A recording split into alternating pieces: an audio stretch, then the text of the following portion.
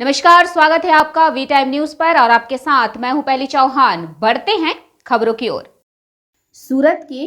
Adhwa gate स्थित जेड.एफ. वाडिया महिला महाविद्यालय में महिलाओं के विरुद्ध अपराध शाखा की जांच इकाई को साइबर अपराध के बारे में जानकारी दी गई। आज अठवा लाइन्स खाते वाडिया विमेन्स कॉमर्स कॉलेज હતી રીનાબેન દેસાઈ કરીને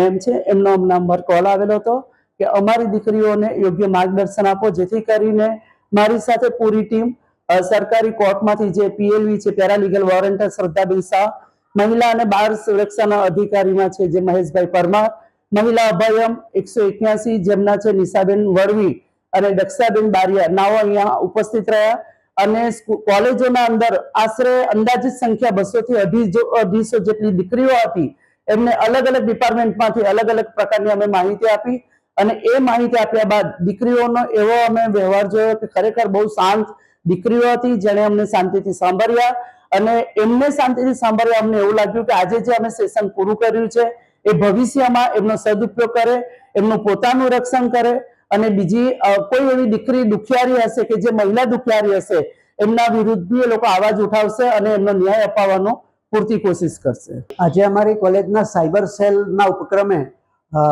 મહિલાઓ માટે જે સુરક્ષાના ધારાધોરણો છે સાયબર સેલની એના પર આ પ્રોગ્રામનું આયોજન કર્યું। કેટલા વિદ્યાર્થીઓને શું સમજણ આપવામાં 250 જેટલા વિદ્યાર્થીની બહેનોએ આમાં ભાગ લીધો હતો અને એના માટે વૈશાલીબેન દેવરે પોતાના સાયબર સેલ અંગેના સાયબર ફ્રોડ કેવી રીતે થાય એનાથી કેવી રીતે બચી શકાય એ અંગે પ્રોગ્રામ માહિતગાર। वी टाइम न्यूज के लिए सूरत से अंकित दुबे की रिपोर्ट।